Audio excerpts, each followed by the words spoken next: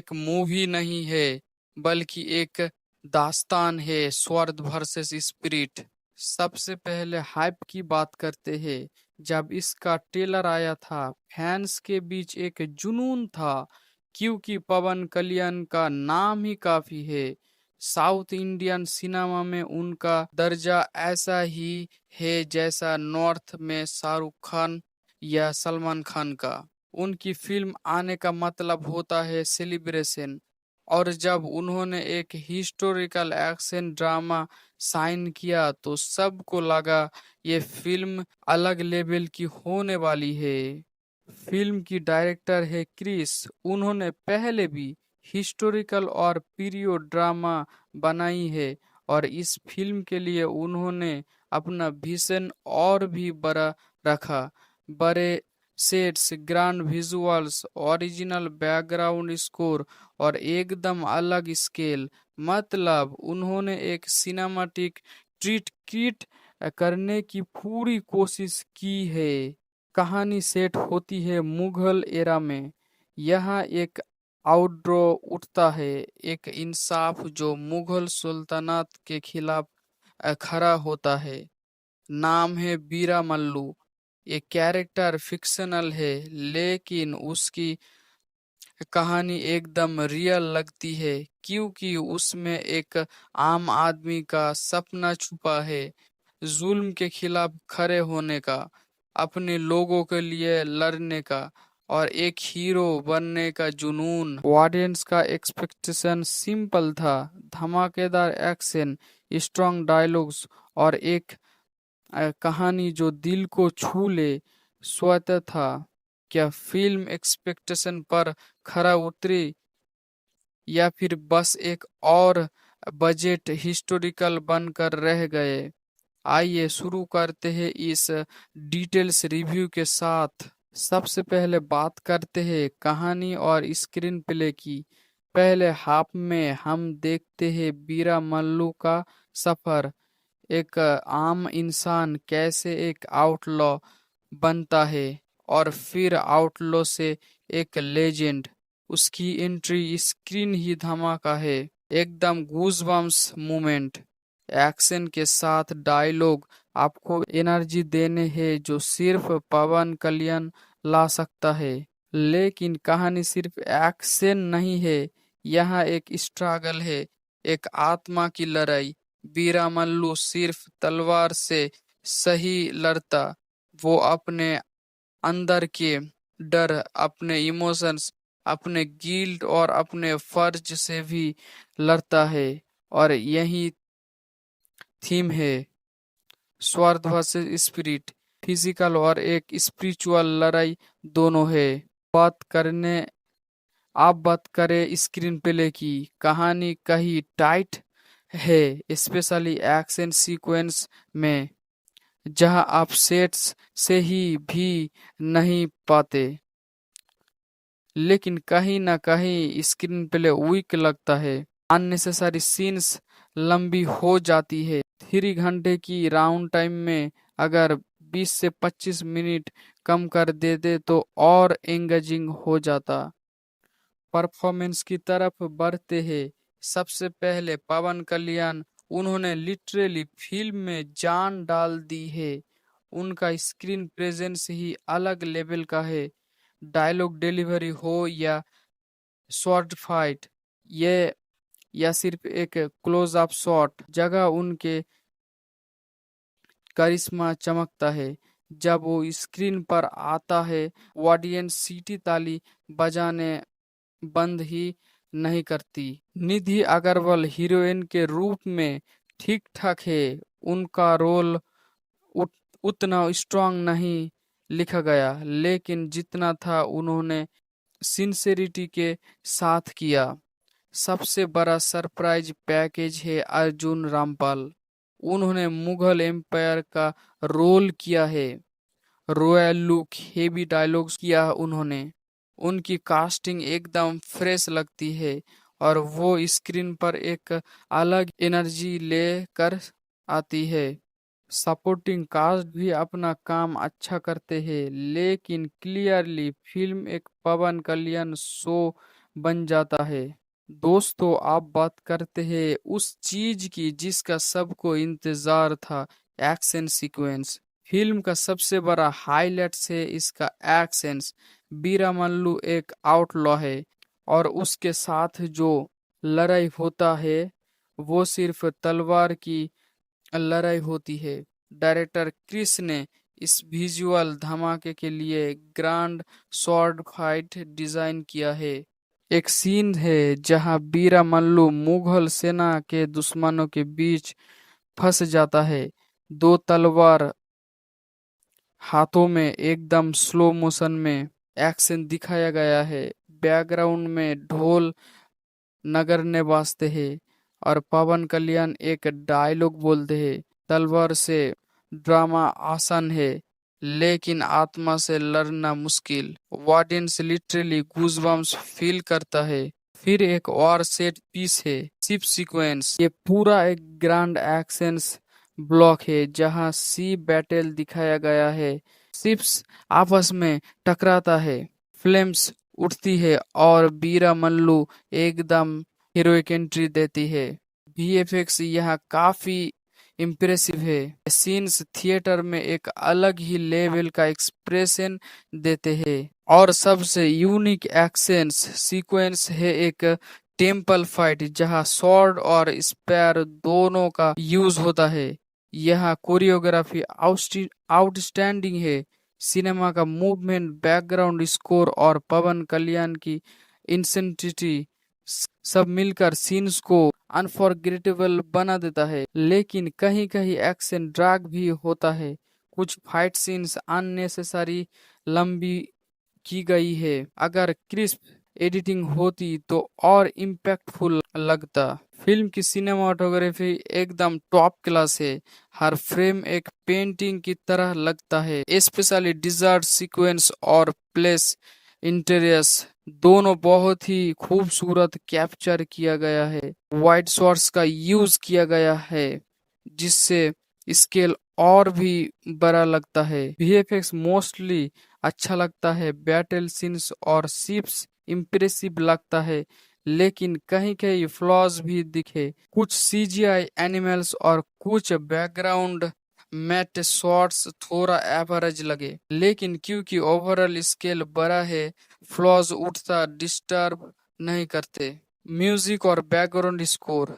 दोस्तों, अगर एक हिस्टोरिकल एक्शन फिल्म में म्यूजिक स्ट्रांग हो, फिल्म का इम्पैक्टफुल कम हो जाता है। लेकिन यहाँ पे म्यूजिक बाय एम कीरावानी एकदम हाईलाइट्स है। बैकग्राउंड स्कोर लिटरली कहानी को उठाता है। जब बीरामल्लू एंट्री करते हैं तब ढोल नगरने बजते हैं जो एनर्जी को डबल कर देता है। बैटल सीन्स में फास्ट पीस बेस्ट होती है और इमोशनल सीन्स में सॉफ्ट ऑर्केस्ट्रल ट्यून्स बजते हैं जो आपको दिल को छू जाती है। सॉन्ग्स की बात करें तो फिल्म में 3 से 4 मेजर ट्रैक्स है। एक रोमांटिक ट्रैक है जो निधि अग्रवाल और पवन कल्याण पर फिल्माया गया है। थोड़ा एवरेज लगता है लेकिन एक मोटिवेशनल सॉन्ग्स है जो बीरा मल्लू के ट्रेनिंग मॉन्टेज पर है और वो सॉन्ग्स लिटरली गूज बम्स देता है। एम कीरावानी ने आरआरआर और बाहुबली में जो मैजिक की क्रिएट किया था उसका एक ग्लिम्स यहाँ भी मिलता है। म्यूजिक डेफिनेटली फिल्म के सबसे स्ट्रॉन्ग पिलर्स में से एक है। एडिटिंग और स्क्रीन प्ले, जैसे मैंने पहले कहा, फिल्म की रनिंग 3 घंटे के आसपास है।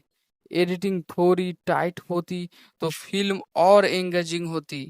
फर्स्ट हाफ फाइट है लेकिन सेकेंड हाफ में कहानी कहीं ड्रैग फील होता है। ऑडियंस का पेशेंस टेस्ट होता है। स्क्रीन प्ले कहीं कहीं प्रेडिक्टेबल हो जाता है।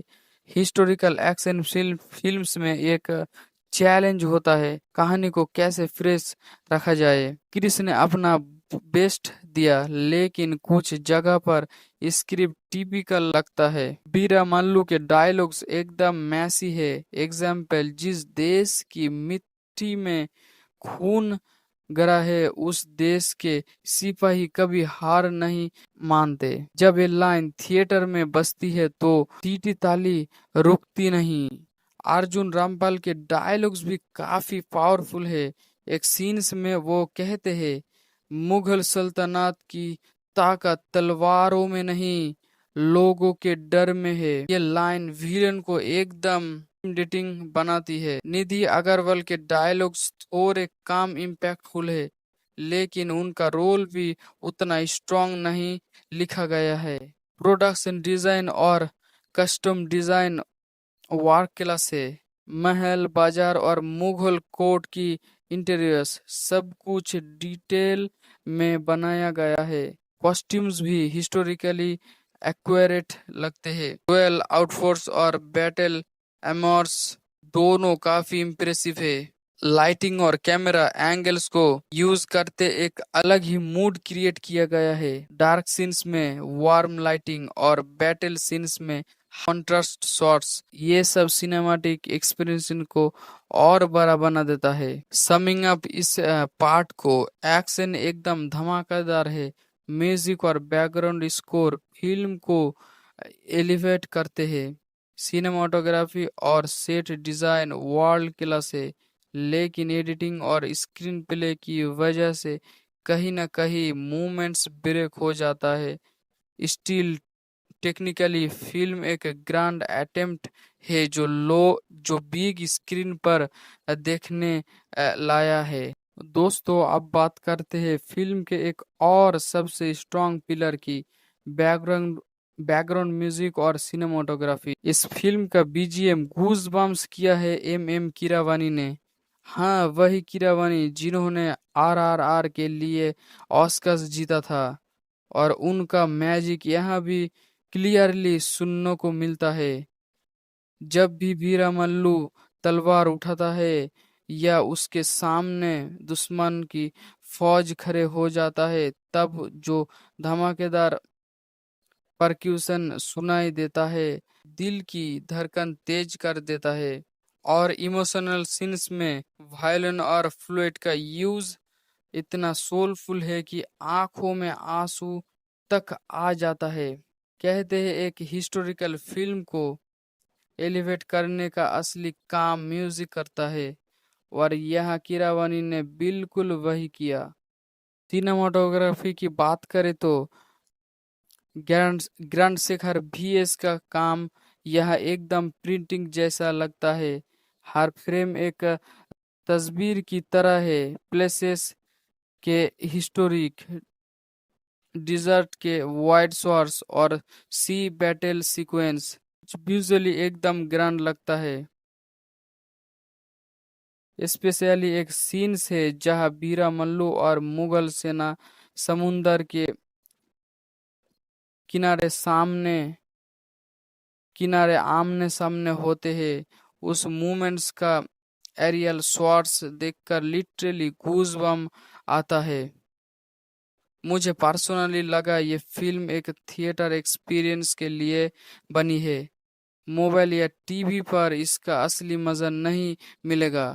अब जरा डायलॉग और राइटिंग की तरफ आते हैं। फिल्म का एक डायलॉग मुझे बहुत स्ट्रिक किया। तलवार से जीता हुआ राज सिर्फ दीवार बनाता है, पर आत्मा से जीता हुआ राज एक विरासत बनाता है।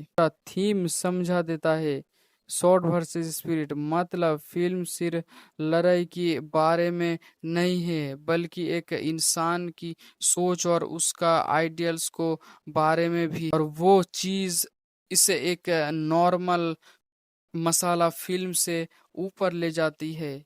आप बात करते हैं फ्लॉज की, क्योंकि कोई भी फिल्म परफेक्ट नहीं होती। मुझे लगता है कुछ जगह फिल्म थोड़ा स्ट्रेच हो गए, स्पेशली मुगल कोर्ट के पॉलिटिकल डिस्कशंस। कॉमन ऑडियंस को शायद वो थोड़ा बोरिंग लगे। दोस्तों, कुछ VFX शॉट्स टॉप क्लास लगे, लेकिन कुछ जगह क्लियरली लगता है कि बजट का प्रेशर्स था। अगर वो पॉलिश थोड़ा और होता तो एक्सपीरियंस और भी बेटर हो सकता था। लेकिन इन छोटी मोटी फ्लॉज के बावजूद फिल्म को इम्पैक्टफुल बहुत बड़ा है। पवन कल्याण का presence, grand actions, soul touching music और एक मीनिंगफुल कहानी, ये सब मिला के Hara Veera Mallu part 1 sword versus spirit एक एपिक बन जाता है। अगर मुझे रेटिंग देना है तो मैं दूंगा 4 आउट ऑफ 5 स्टार्स। और मेरी फाइनल लाइन ये होगी, अगर आपको सिर्फ एक्शंस देखने हैं तो भी ये फिल्म आपको लिए है। और मेरे फाइनल लाइन ये होगी, अगर आपको सिर्फ एक्शंस देखना है तो भी ये फिल्म आपके लिए है। और अगर आपको एक सोलफुल कहानी देखनी है तो इतिहास और कल्पना को मिक्स करते हैं, तब भी ये फिल्म आपको डिसअपॉइंट नहीं करेगी। पार्ट 2 का वेट और भी ज्यादा एक्साइटिंग होगा, क्योंकि पार्ट 1 के एंड में जो उसका वेट और भी ज्यादा एक्साइटिंग होगा, क्योंकि पार्ट 1 के एंड में जो छोड़ा गया है वो लिटरली आपका थिएटर से निकले वक्त ही भीरा मल्लू के बारे में सोचने पर मजबूर कर देता है। तो दोस्तों, ये था मेरे डिटेल्ड रिव्यू। आपको फिल्म कैसी लगी मुझे कमेंट्स में ज़रूर बताना। और अगर आपको ये रिव्यू पसंद आया तो लाइक और शेयर करना मत भूलना। अगले रिव्यू में मिलते हैं, तब तक के लिए जय सिनेमा।